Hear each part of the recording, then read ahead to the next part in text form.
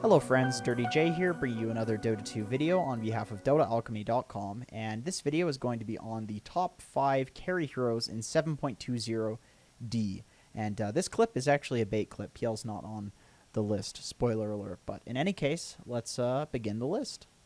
Number 5, Lone Druid. When this hero was buffed originally in 7.20, his win rate jumped up by about 11%, and if you look at his overall win rate right now, unfortunately, it's the second lowest in the game. But it's always been very low due to this hero just having a high skill floor. Basically, the fact that you have to micro this bear and the fact that he's very squishy, it's really easy to feed. A lot of people lose with this hero.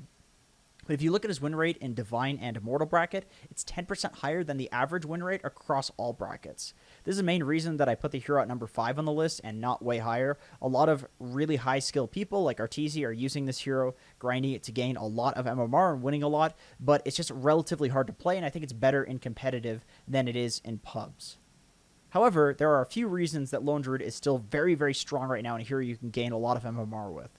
The first reason is that his bear now has this defender ability, which gives a 30% damage reduction to the hero because everybody's doing the range build, and it makes the bear take 30% of the hero's damage. So essentially, just because nobody really wants to kill the bear anyway, because it's not the thing that's doing a lot of damage, this basically just gives him 30% damage reduction. And to give you some perspective on how much that is, Spectre has 28% damage reduction with the dispersion talent, and that hero is notorious for being hard to kill in the late game.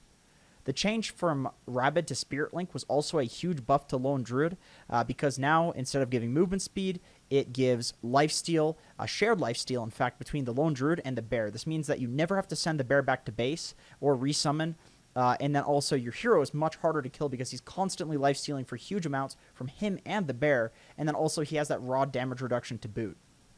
As a result of the removal of the movement speed bonus from Rabid, I think this was like an unintentional huge buff to Lone Druid, but the bear and Lone Druid received a massive movement speed bonus. In fact, they got increased by 20 to be specific, so that's a huge amount when you consider the fact that boots and other movement speed items now give a percentage increase to your movement speed, which means heroes who have very fast base movement speed are just insanely fast. As you can see in this replay, 409 movement speed with just boots. It's all about that percentage.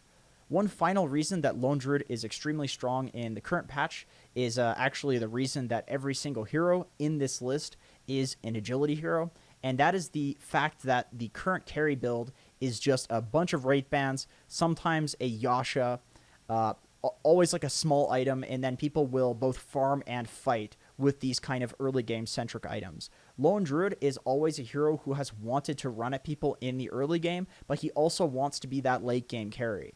So now, instead of running at people with components of items and it being really weird, it's not awkward because every single carry is building into rate bands and fighting, which is perfect for any hero that wants to fight early, which of course is Lone Druid.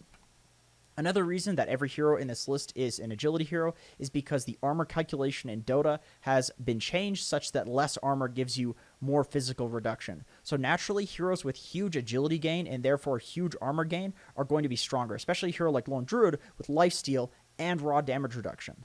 This is a big reason, in my opinion, why most strength carries suck ass right now and why Lone Druid is one of the best carries in the game. Number 4, Slark. Slark, being an agility hero, of course benefits from the new armor calculations and the Wraith Bands build that is so popular on carries as well.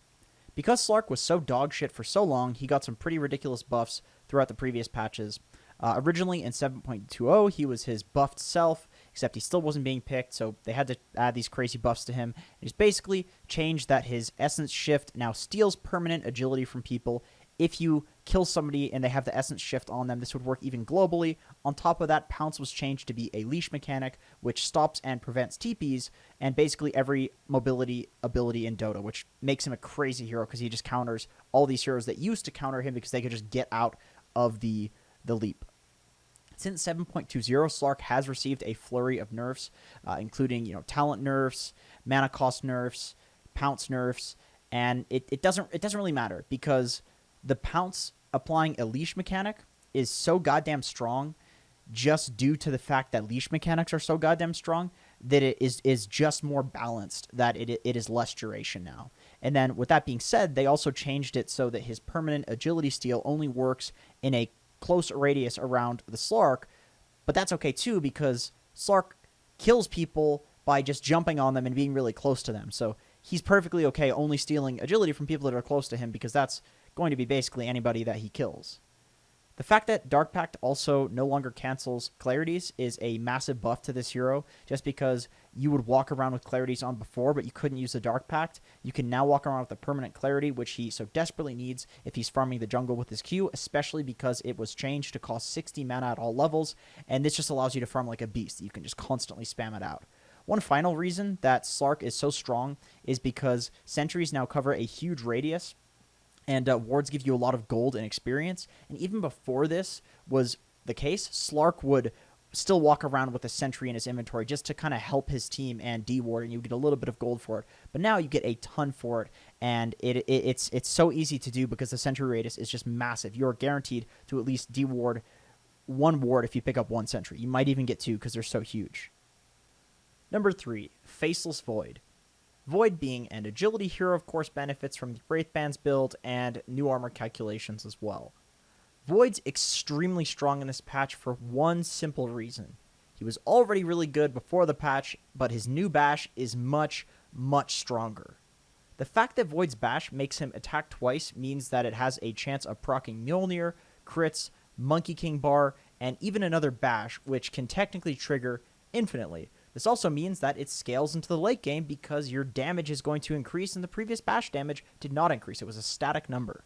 It also means if you get lucky enough, one bash can realistically do hundreds, if not thousands, of damage. It's basically a better crit. Void being able to kill every other hero on the list, which are otherwise incredibly hard to kill, also helps his ranking, of course. The fact that Chrono just stops a team fight and it's like, okay, stopping time, I'm going to kill you. The fact that you can just choose to kill somebody has always been really, really good in Dota. But in the age of unkillable agility carries like Slark, like Faceless Void, like these other heroes in the list, Void is amazing in the fact that he can just pick somebody and kill them.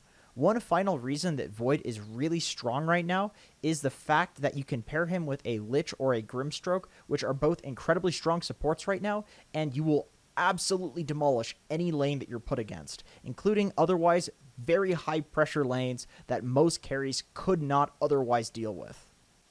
Number 2, Antimage. Antimage, as an agility hero, of course, benefits from the Wraithband's build plus the new armor calculations as well. Antimage is strong right now for a few reasons. The first of which is the fact that he now has his old Aghanim Scepter as a castable component to his spell shield, which means that you basically counter all of those single target lockdown heroes that used to counter you. Bloodseeker, Lion, Shadow Shaman, these heroes can no longer kill Antimage. In fact, he can kill them by countering them with the counter spell, which is great because when a hero gets counters removed, it just means that it's probably way too good of a hero. On top of that, the new map changes favor Antimage a lot because the jungles now are on high grounds, all of them, including the enemy jungles. So basically, you can just jungle wherever you want and blink safely over the high ground, survive. Also, you can just blink around these high grounds and these trees, which is going to help you farm faster where other heroes can't. You don't have to walk up all of these choke point high grounds that now exist and are very dangerous. I genuinely think any hero like Monkey King, Antimage that can jump around these high grounds are much, much better because I've seen so many people die in this patch just by walking up high ground. One final reason that Antimage is strong right now is just that he was weak for so long that he's been getting minor buffs patch after patch after patch while still not getting picked.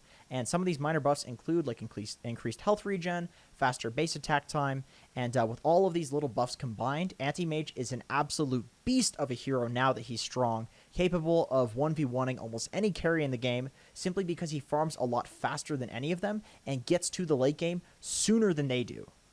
Number 1, Phantom Assassin.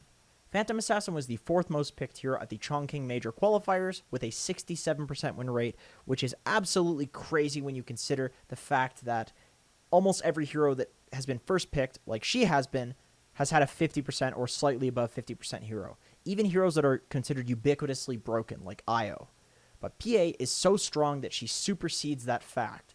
One of the best things about PA is that she's an incredibly strong late game hero due to the fact that her Blink Strike now allows you to get about 8 to 10 hits in because it gives raw attack speed instead of just 4. So you have so many more chances to crit. And now if you Blink Strike somebody, you can still use the attack speed on something else. You don't have to keep hitting the same target. So she's much, much stronger than before.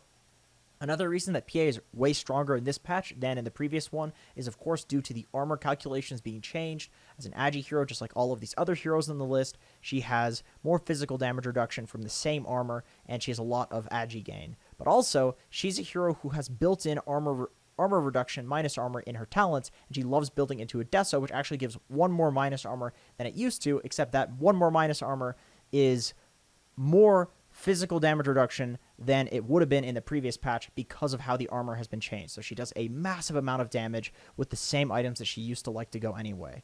Finally, one very obvious buff to Phantom Assassin is that she can now go invisible, and her invisibility does not break while hitting creeps. This allows her to take Ancients and jungle camps really early on into the game without taking any damage. But more importantly, this means that she can split push, especially with the Battle Fury, and you can break smokes if the enemy team smokes on you. They're not going to know where you are on the map. On the flip side, you can also blink away to your team if the enemy team goes on you and then use your invisibility. In any case, PA is significantly harder to kill now, and this ability did recently get nerfed because she was way too hard to kill so that it now has a cast point, but it honestly doesn't change much about the hero because you can't use the invis around heroes anyway, so there's no clutch like invising and then heroes dusting you or something like that. So she was essentially using this ability to avoid getting ganked, and she can still do that, so she's still incredibly strong. People hate playing against it.